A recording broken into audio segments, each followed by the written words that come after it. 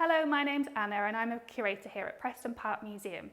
It's my job to look after all of the objects in the museum's collection, and here at Preston Park we have over 100,000 objects, so that's quite a lot of things to look after. And it's my job to make sure that all of the objects have a number, are catalogued and are stored correctly so that we can always find them when we need them. Anyway, so I hear you guys are curating your own exhibition at school. How exciting! Well, I hope you realise how much work you've let yourselves in for. So there are lots of things you'll need to think about and lots of questions you'll need to ask yourselves.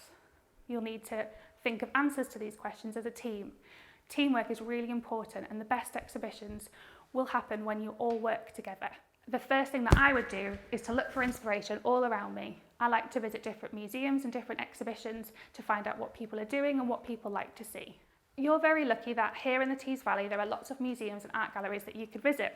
You could even come and see us at Preston Park Museum. And you're very lucky as well because the Museum in Your Classroom toolkit has its handy inspiration gallery where you can gather your ideas and thoughts on what you might like to put in your exhibition.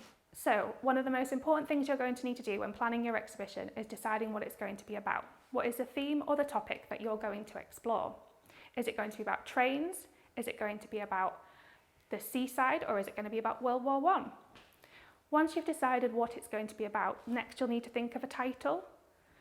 Titles need to be eye-catching and exciting, so they're really tricky to come up with. But they also need to be able to tell the visitor what it is they're coming to have a look at.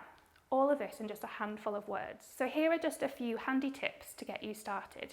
You could try things like alliteration. That's where the sounds at the start of the word sound the same. So you could try something like marvellous machines. You could try a funny pun, or maybe even a well-known saying, something like, I do like to be beside the seaside. Another good tip is the rule of three, so 3 words that sound really good together.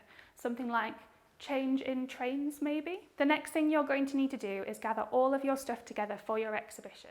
As you can see here at the museum, I've got lots of objects I can lay my hands on, but sometimes I don't quite have the right object or the right story to tell. So I have to go to other museums or people to borrow their objects. And sometimes, if I can't get the right one, I might need to make a replica, say, or even something that would be inspired by that object. Once you know what you're going to put in your exhibition and what it's going to be about, it's time to think about where you're going to host your exhibition. Here at the museum, we have permanent displays like this one that don't change, and we have temporary exhibition galleries that we change every so often. Depending on what size the objects are or how many we've got, we'll choose a room that fits. So you'll need to think about where in the room you'll present your objects and your stories, and all of the text that you've written about your exhibition. You'll need to think about the people that are going to come and visit. Some of them might be in wheelchairs, or some of them might have buggies to push. Some of them might be tall and some of them might be small. You'll notice here in the museum, we try to make everything accessible to all people, so we have objects and text at varying different levels. I hope you found my handy tips helpful to planning your exhibition at school. Good luck, everyone!